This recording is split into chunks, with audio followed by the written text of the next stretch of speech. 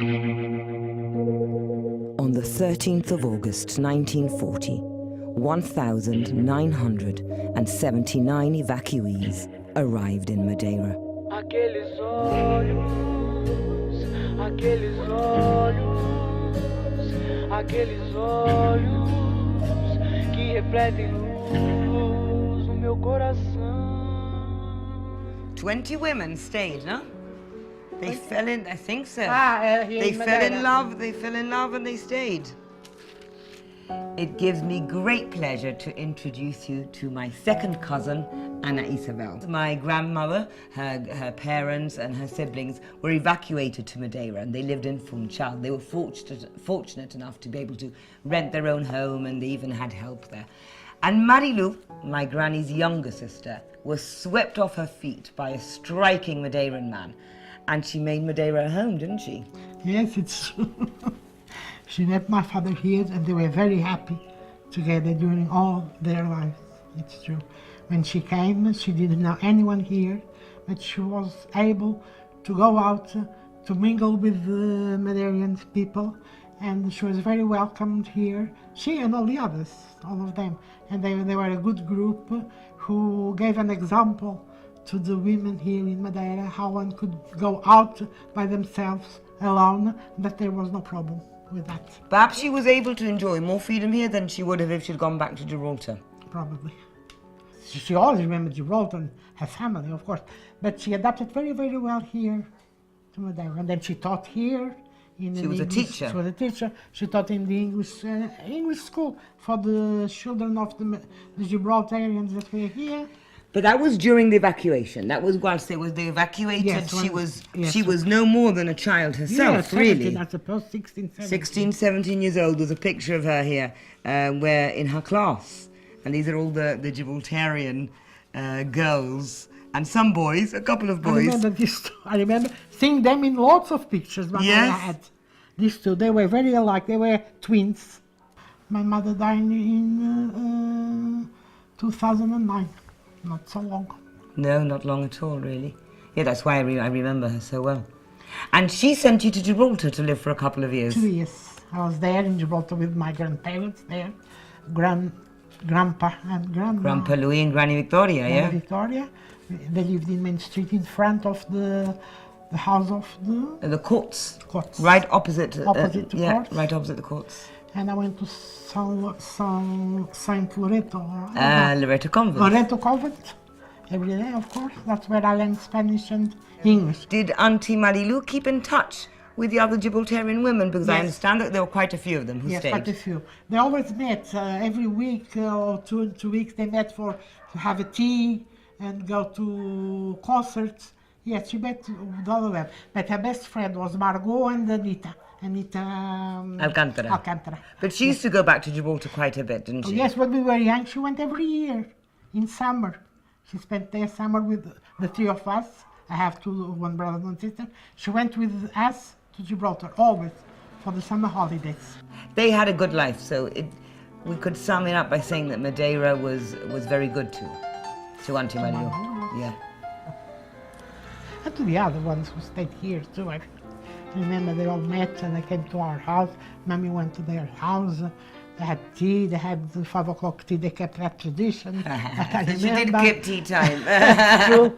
And it's like it was their second home for them.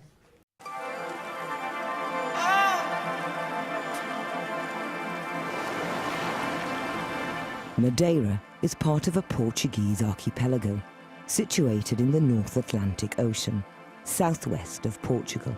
It measures 741 square kilometers with a population of 289,000, over half living in Funchal and the other half scattered over the 10 remaining municipalities. Madeira is a popular tourist destination, attracting 1 million visitors each year. The evacuees were not tourists. The majority of Gibraltarians who came here may have elected and indeed paid to do so, but it was not a choice they made willingly. The choice they did make was to make it their home. They immersed themselves in the community and embraced all Madeira had to offer. And I intend to do the same.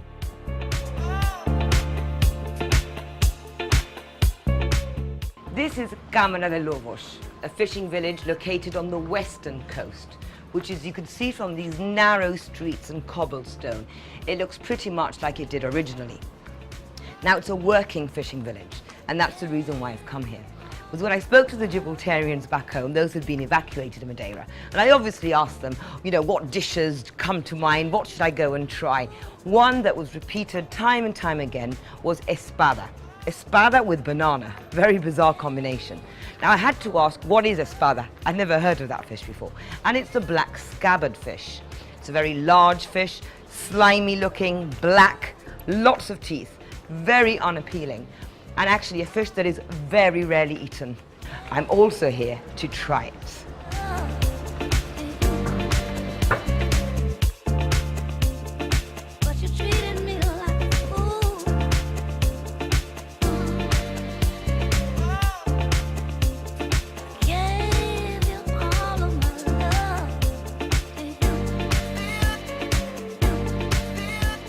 I asked around to discover whether they were having a festa, perhaps festa of the espada, because you can see they're all hanging over the top. But apparently not. It's decorated like this all year round.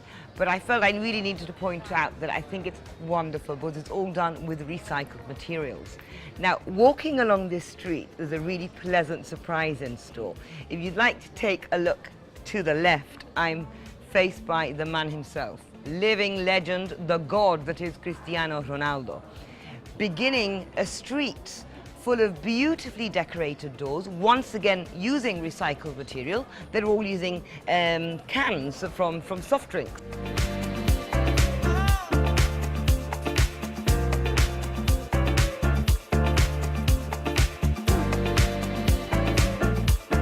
I've been reliably informed that the fishermen, prior to going out on a very arduous, difficult fishing expedition, which is what fishing espada is all about. It can involve a night fish over 1 day, 2 days, 3 days. I was asking around and they told me that the latest batch that was caught, or shoals that were caught all the way in the Azores, and that was 21 days out at sea, which is pretty tough going by anyone's standards. But the tradition here in Câmara de Lobo is to pop into a little chapel, which is here right in the corner. The patron saint, Saint Peter, of course, patron saint of the fishermen. Now, it's tradition to pop into this little chapel, which is right opposite where the fish are burst, right at the mouth of the cove that is Câmara de Lobo. They'd pop in here, pray for guidance and for safety and for a blessing, so that they were kept safe and that they caught large, large shoals of fish. And then, on the way back, as a reward, they would drink boncha.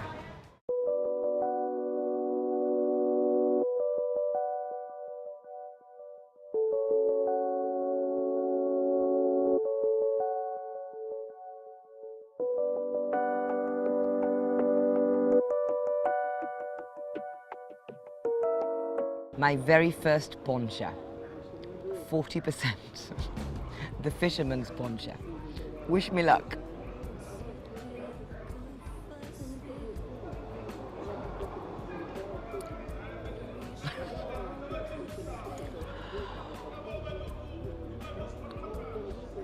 Wow, for all the wrong reasons. That is very, very, very strong. My eyes are watering. I don't think I've had anything quite so strong before. They've tried to disguise it with a very, very strong lemon, which is very good, but it just takes your breath away completely. So when you first have a sip, you just think, wow, I'm chewing and sucking on a lemon. Can't really taste the sugar. And then as you actually gulp it down, I'm on fire, incredible warmth, but that is pure, pure alcohol.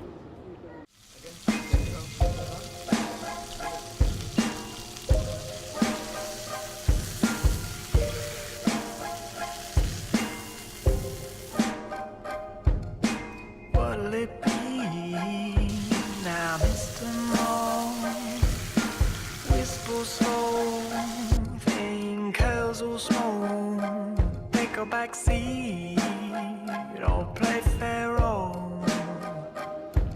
Obrigado. That looks absolutely fabulous. Thank you very much. Thank you. Thank you. Thank you. This is the espada, the black scabbard fish with the grilled banana on top. A very, very unusual combination. Although I have had it in curries before, but not with fish. I'm going to tuck right in. They're quite large fillets of fish, and meaty and fleshy. That's something that I didn't expect. Seems to be served with a garlic and alioli mayonnaise. Absolutely delicious, delicious, delicious. That works so well together. It's a marriage, a perfect marriage. There's the sweetness of the banana, which is slightly caramelized, with this very fleshy, quite subtle tasting fish actually. Snake eyes, a sly smile can hold you. As the day draws to an end, I sense that my adventure is just beginning.